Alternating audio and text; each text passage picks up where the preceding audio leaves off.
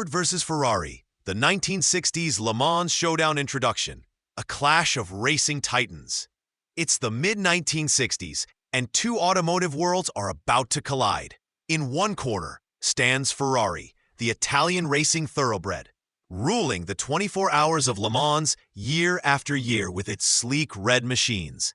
In the other corner, Ford, the American industrial giant, is gearing up for an unprecedented challenge on Europe's most prestigious racetrack. This is the story of a rivalry for the ages, a high-speed feud born from boardroom bitterness and fought on the asphalt of Le Mans. It's a tale of pride, passion, and engineering prowess that would forever change motorsport history. The following documentary-style account will guide you through the origins of the feud, the bitter defeats, the technical triumphs, and the legendary races from 1964 to 1969, culminating in a dramatic 1966 showdown that still has people talking. Origins of the rivalry, the deal that fell apart. Our story begins not on a racetrack, but in a conference room in 1963. At the time, Enzo Ferrari, founder of the famed Scuderia Ferrari, was in financial trouble and considering a shocking move, selling his company to Ford Motor Company. Ford, eager to bolster its sports car pedigree, spent months and millions negotiating to acquire Ferrari's operations. By late May 1963, a deal looked all but certain. But then, the unthinkable happened. Enzo Ferrari abruptly walked away at the last minute, leaving Ford executives stunned and humiliated. Why did Enzo slam the brakes on the deal? The crux of the issue was control over racing. Ferrari lived for racing, and he discovered a clause in Ford's offer that would require him to seek approval for any racing budget above a certain amount. To Enzo, this was unacceptable. It seriously compromised the total freedom I had been promised as racing team director, he said. According to witnesses, when Ferrari realized he'd lose autonomy over his beloved race team and even be barred from some events like the Indy 500 under Ford's terms, he erupted in anger. In a now legendary outburst, Enzo Ferrari stormed out, reportedly spewing expletives and telling his aide, "Let's get something to eat," effectively scuttling the deal after 22 days of negotiations. With that brusque dismissal, Enzo not only killed the takeover, he lit the fuse of a fierce rivalry. For Henry Ford II, the head of Ford and grandson of the great Henry Ford, this rejection was a personal insult.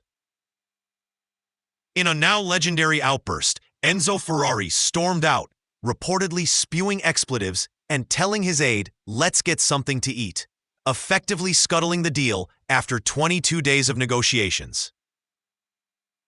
With that brusque dismissal, Enzo not only killed the takeover, he lit the fuse of a fierce rivalry.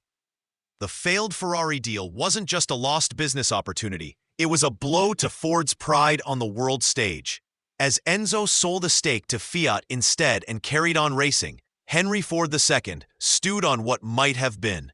Soon, his disappointment transformed into determination. If Ford couldn't buy Ferrari, they would beat Ferrari on the track. Henry Ford II's revenge: beat Ferrari at Le Mans.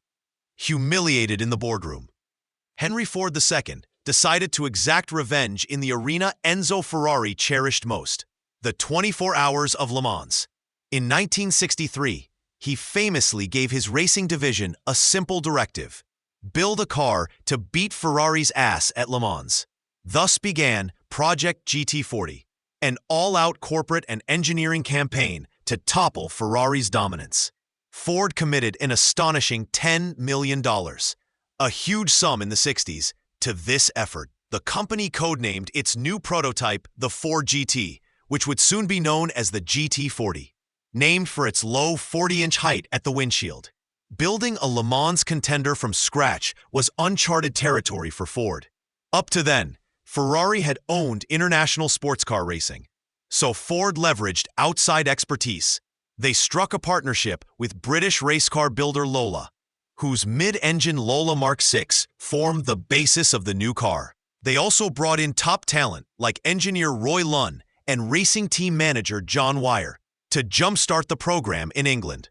Soon, prototypes of the Ford GT40 Mark I were taking shape. Low-slung, V8-powered rockets painted in Ford's racing blue and white. A Ford GT40, the racing machine Ford built to end Ferrari's dominance at Le Mans. The GT40's name comes from its tiny 40-inch height, a low-slung profile built for speed. From the outset, Ford's approach was very different from Ferrari's. Ferrari was a boutique racing team. Ford was a corporate heavyweight now throwing everything at a goal. The total performance mantra took over at Ford. Racing would become a showcase for the company's engineering might. The GT40 packed a powerful American V8 engine and cutting-edge features aimed at endurance racing. But raw power alone wouldn't be enough. Ford had to learn the hard way how to win a 24-hour race. Ferrari's early 1960s dominance, the reigning champion. While Ford was busy assembling its challenge, Ferrari continued to reign supreme at Le Mans. In fact, from 1960 through 1965, Ferrari won Le Mans 6 times in a row, an unprecedented streak. The Italian marque was the team to beat. Enzo Ferrari's machines like the Ferrari 250 TRLM, 275P, and 330P series were fast, beautiful, and proven over long distances. Ferrari's racing cars typically ran high-revving V12 engines, and their drivers were some of the best in the world, including legends like Phil Hill, who became the first American Formula One champion driving for Ferrari. At Le Mans, Ferrari's prancing horse emblem became synonymous with endurance racing glory. By the early 60s, Ferrari's dominance was so total that other manufacturers struggled just to finish. In 1964, for example, Ferrari achieved a 1-2-3 sweep at Le Mans. A Ferrari 275P took first, another Ferrari prototype second, and a customer Ferrari came third. And in 1965, even when Ferrari's latest prototypes faltered, a privately entered Ferrari 250 LM still won the race, extending the streak.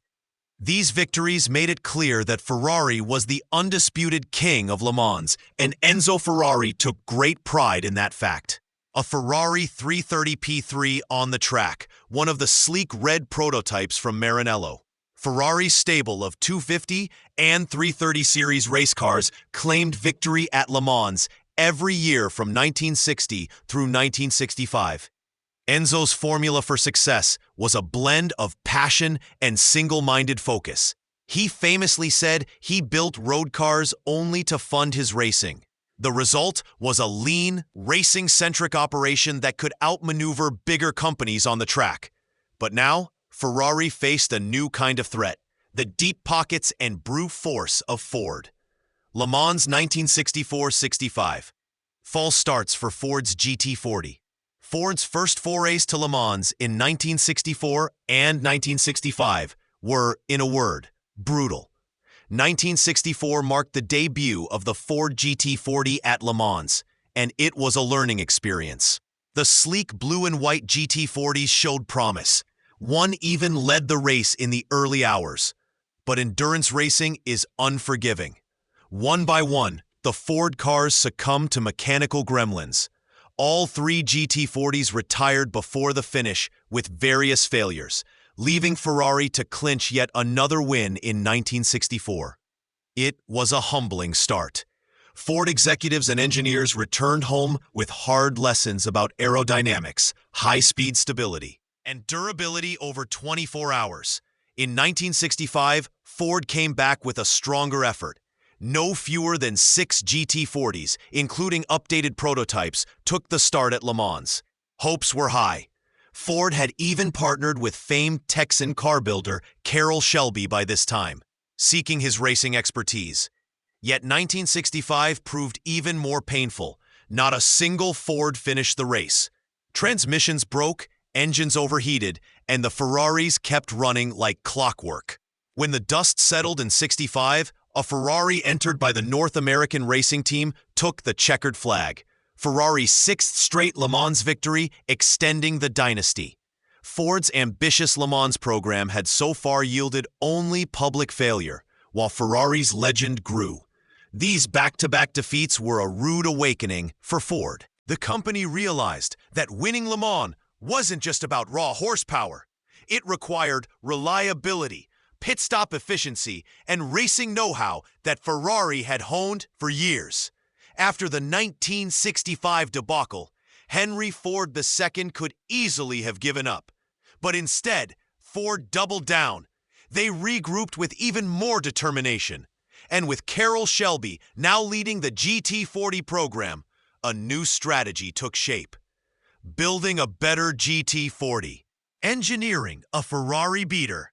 By late 1965, it was clear the Ford GT40 needed major improvements to beat Ferrari. This is where Carroll Shelby and his team made a crucial impact. Shelby, a former Le Mans winner himself, had a knack for solving racing problems. Ford handed him the struggling GT40 program after 1964, and Shelby immediately got to work fixing the car's weaknesses. One of the biggest upgrades was the introduction of the Mark II GT40 for 1966. This new GT40 variant was powered by a monstrous 427 cubic inch, 7.0-liter Ford V8, an engine normally found in NASCAR stock cars. The Mark II had brutal power and torque, far above Ferrari's smaller 4.0-liter V12s, giving Ford a straight-line speed advantage on Le Mans' famous Mulsanne Straight. However, harnessing that power for 24 hours was a challenge. The extra power had been destroying gearboxes in 1965, so Shelby's team worked on reinforcing the transmission and drivetrain for endurance. Engineer Phil Remington even devised a clever quick-change system for brake pads and rotors, allowing the GT40 crews to swap brakes in mere minutes during pit stops. Critical for a heavy, high-speed car that chewed through brakes. Shelby's crew also fine-tuned the GT40's aerodynamics and cooling. They added bigger vents and improved the car's stability at high speeds after discovering earlier GT40s became light at the front at over 200 miles per hour. Every weakness exposed in 1964-65 was addressed one by one. Stronger wheel hubs, improved suspension, better tires, you name it. By the time Ford was ready for the 1966 season, the GT40 Mark II was a much tougher, faster machine than the one that had failed before. Equally important were the people behind the wheel. Carroll Shelby brought in Ken Miles, a brilliant British-born driver and engineer, to lead testing and driving duties. Miles had a gift for pushing cars to their limit and diagnosing their issues. Under Shelby's guidance, Miles ran the GT40 through relentless tests, helping identify what broke and how to fix it. By early 1966, Miles and co-driver Lloyd Ruby drove a GT40 to victory in the Daytona 24 Hours.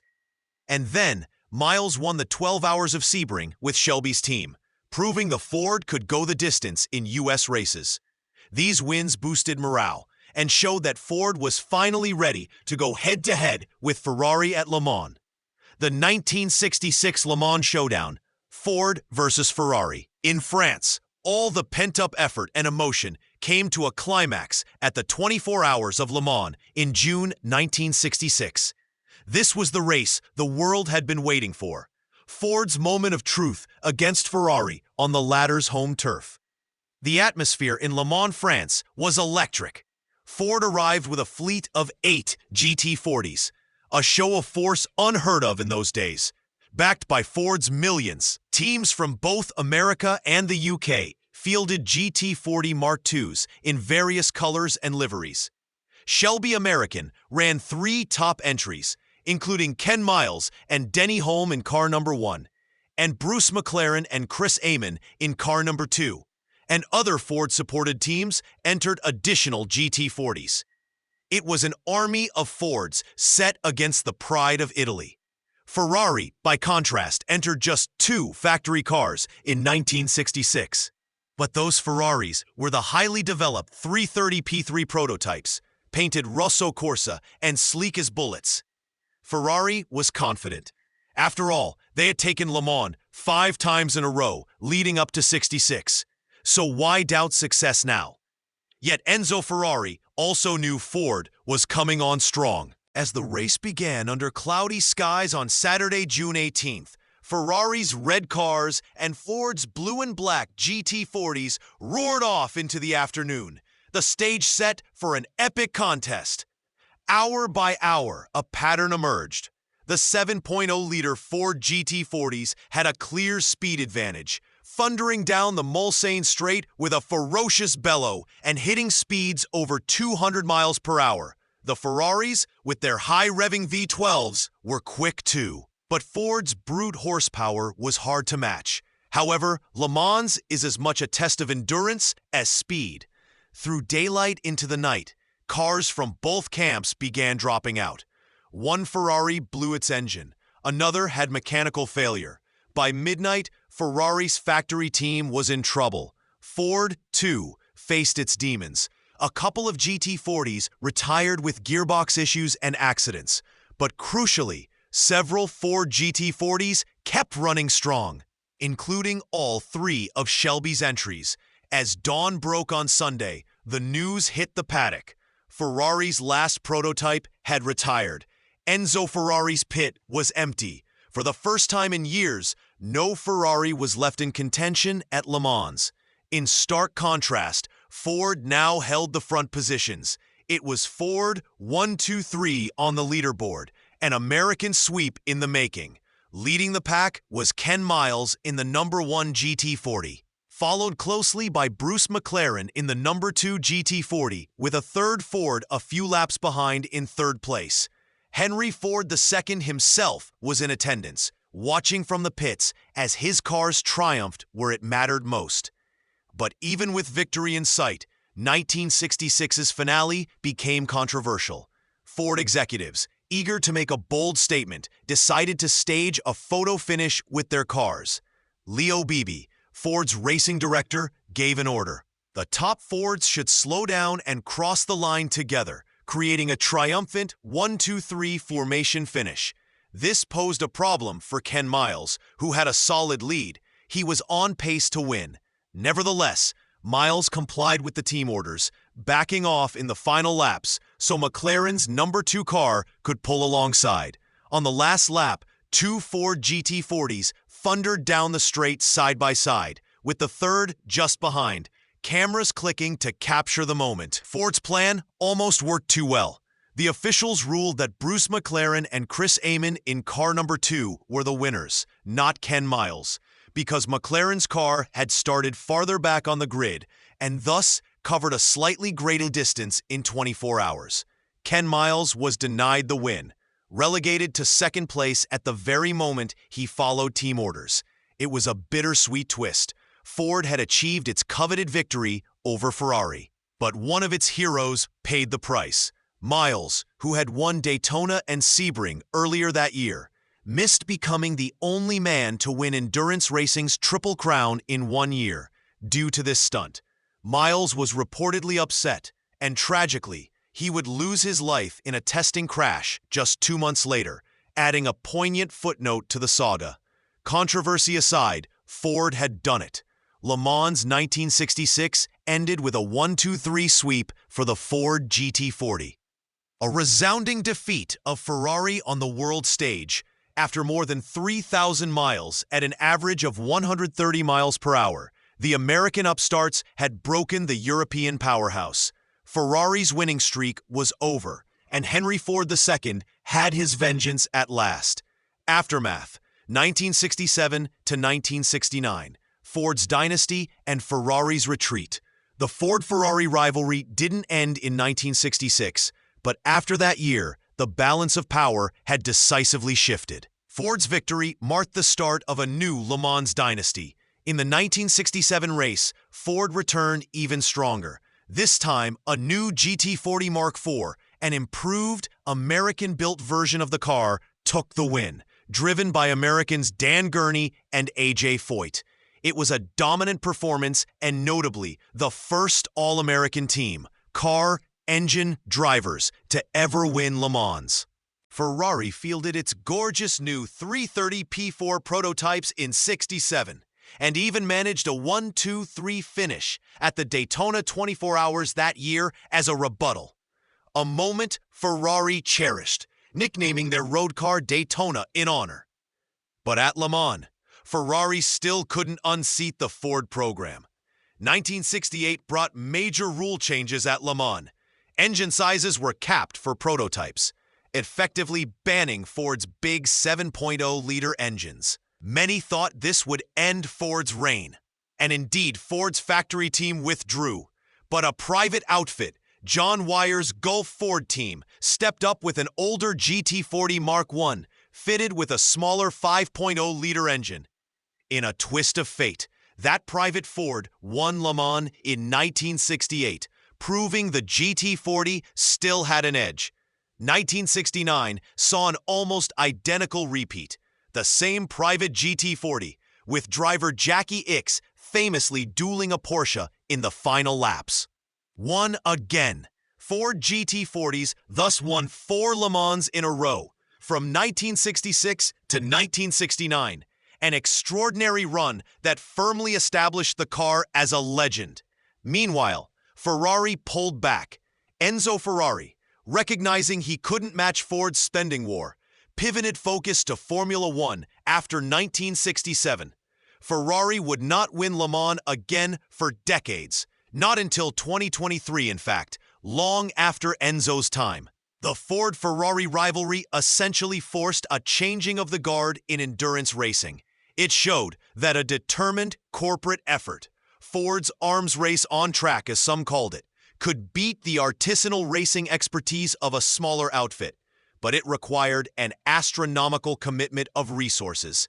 As one historian noted, 1960s Le Mans became the first time a company spent millions specifically to win a race, heralding a new era of big-money motorsport. 1966, Ford achieves its first Le Mans victory with a historic 1-2-3 finish, finally ending Ferrari's streak. This is the race dramatized in the film Ford v Ferrari. 1967, Ford wins again. Gurney and Foyt pilot the Ford GT40 Mark IV to victory, cementing Ford's supremacy. Ferrari's new P4s are fast but fall short at Le Mans. 1968, a rule change limits engine size, but a private Gulf-liveried Ford GT40 still wins Le Mans. As the old warrior proves its mettle, Ferrari, focusing elsewhere, is absent from the front ranks. 1969, in a nail-biter finish, Jackie Ickx's GT40 wins Le Mans yet again by mere seconds, giving Ford 4 consecutive victories from 1966 to 1969. Shortly after, Ford withdraws its official team, having accomplished its mission. Legacy of the Ford-Ferrari feud. The Ford versus Ferrari rivalry of the 1960s became the stuff of legend. A true 24-hour war, as it's often called. It revolutionized how manufacturers approach racing. Ford's all-out campaign underscored that racing wasn't just for small specialists. Big companies could invest heavily and win, but it would cost them. Ferrari, having been beaten at Le Mans, doubled down on Formula One and road car development, ultimately thriving in other arenas. Over the years, the tale took on an almost mythic quality, symbolizing the clash of American mass production might versus Italian racing passion. Motorsport enthusiasts continue to celebrate this golden era. Le Mans 1966, in particular, stands as one of the most dramatic and controversial races ever. A perfect narrative of revenge, innovation, and competition at the limit. It's no wonder this story has inspired books and films.